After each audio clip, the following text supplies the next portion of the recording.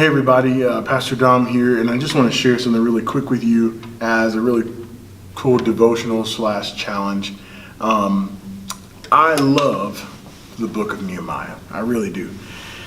It is one of my favorite books, in part because Nehemiah is where God really spoke to me years ago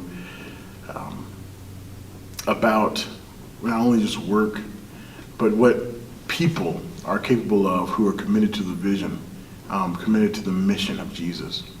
And in a time where it feels like there's just so much to cry about, there's so much to lament over, I want to challenge us to celebrate. And I know that sounds weird, but I want to challenge us to celebrate because I believe that celebration makes a difference. And when you look at the book of Nehemiah, you'll find that Nehemiah chapter 12, a lot is going on here.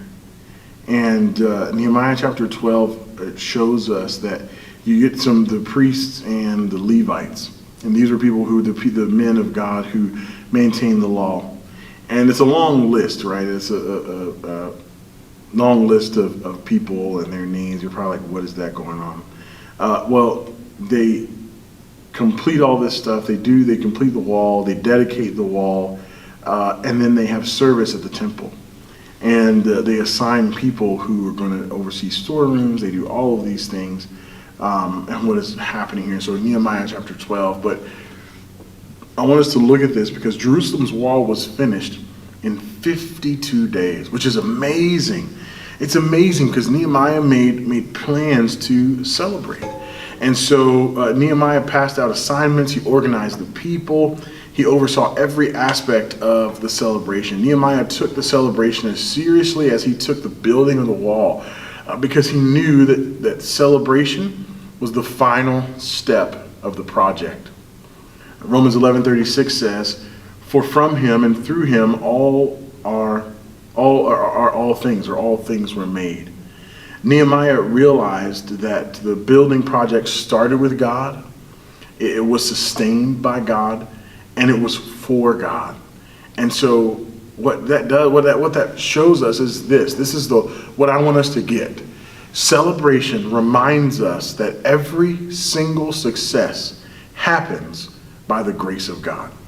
Celebration reminds us that every success happens by the grace of God. So no matter what we're doing, thankfulness is not an add-on activity. Gratitude to God for all that he does removes pride, and it opens up the door for future blessings. So without thanksgiving, we would forget what's truly important. We would stop remembering God. We would allow an unhealthy and false independence to grow within us and overtake and overthrow where God should be in our lives. Because we begin to think that we did it. It was all on us. We did this. And before we know it, we removed God from our decision-making process. Because our ability to make a difference is a direct result of Jesus' work in us. So all of our success is from him. It's through him and for him.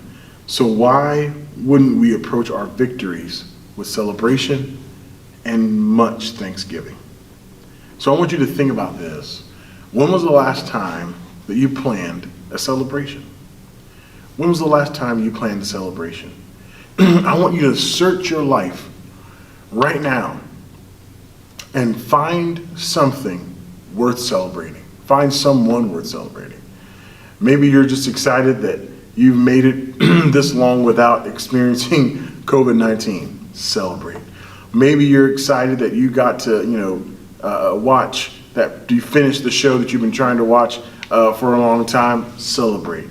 Maybe you just want to find someone in your family, and maybe a niece, a nephew, or son or daughter. Just celebrate them. For making it through. You did it. You're doing it. Maybe just some way of celebrating. And here's what I want us to pray. Pray, Jesus, thank you for fill in the blank. and just go. Run with it. Run with it. Thank him for everything until you run out of breath, until you run out of ideas. Write it down. Jesus, thank you for, and pray. That's what I want us to pray. So that's my challenge for you this week. I'm grateful for you as we endure this this season of life.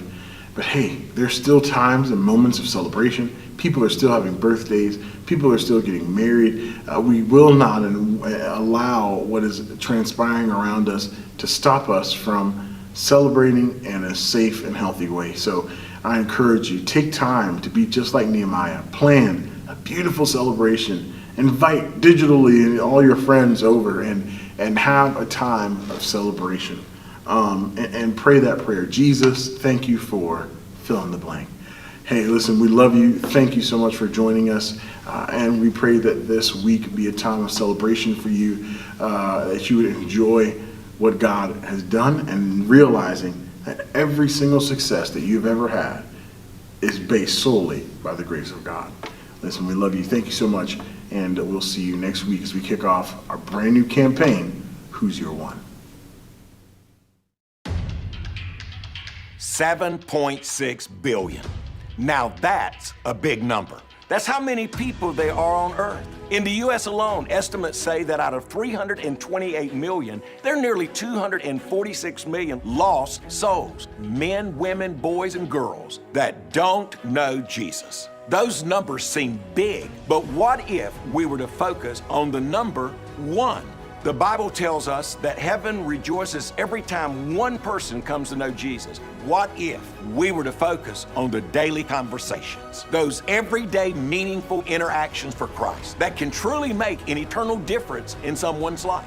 We can reach our nation with the gospel. We can reach the millions. We can reach our friends and family and neighbors by starting with one.